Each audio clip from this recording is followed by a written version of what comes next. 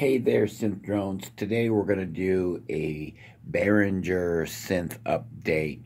Hi, I'm Behringer Juno, and this is my channel where I talk about synthesizers. If you haven't already done so, hit the subscribe button and tap that bell to keep up with all of my synth adventures.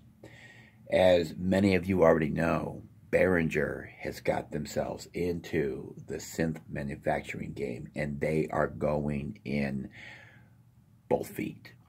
And they are working on the MS-101, which is a clone of the SH-101 from Roland.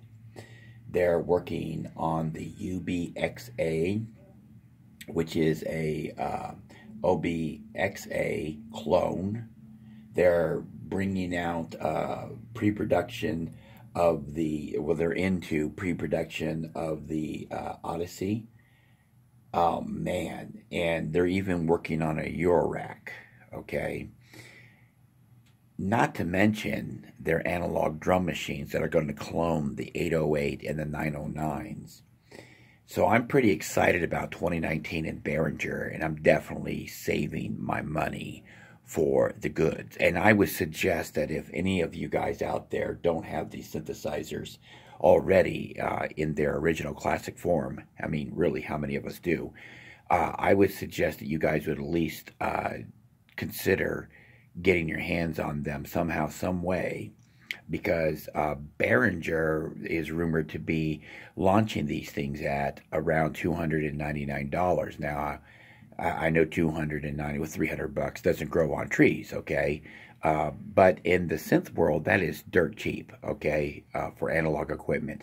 So I'm really excited to get my hands on some of these. I owned a Roland SH-101, and because of its lack of MIDI, and I know that you can mod them and get MIDI into them, but because of its lack of MIDI, and I just didn't want to mess with it. It wasn't working with my workflow, so I went ahead and traded that off, which, you know, I miss it greatly. This is one of the reasons why I tell people now, don't sell anything, keep everything you possibly can. Don't sell to buy and things like that. But I'm definitely going to be looking into purchasing some Behringer equipment. And you know what? I really don't even need it, right? But man, at those prices, I would probably kick myself not to get those, because look, they're going to be needed sooner or later in my studio, because I'm going to make sure of that, right? I'm going to find a reason to need them. And I would hate to look 20 years down the road and say, oh man, I didn't get those Behringer clones. What was wrong with me? Why didn't I do that? Because I'm going to be honest with you guys, the newer synthesizers that are hitting the market from other companies are so high, so expensive. And I know you're getting a lot of features in many cases, but really, for the price of one major synthesizer from the other guys, you can buy a whole set of synths from Behringer, okay?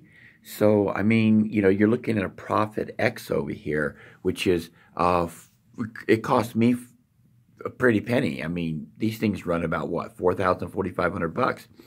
And, man, you could buy yourself a whole set of Behringer synths for that kind of money, right? So, yeah, that's exciting.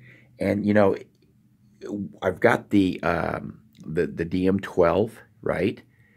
Now, could you imagine putting a DM12 in the middle of your setup and getting their 808 and their 909 and then their SH-101 and their Odyssey, and just kind of rotating, you know, just kind of encircling your DM12 and just having a complete palette of music all together right there for you. And then you can throw in their clones, right, of their, excuse me, Model D, and have yourself a little semi-modular there as well.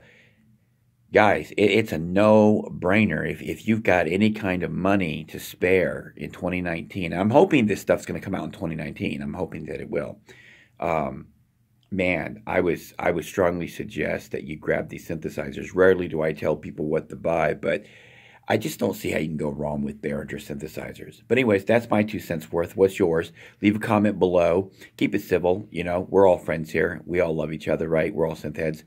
And until next time, hit that subscribe button and keep calm and synth on.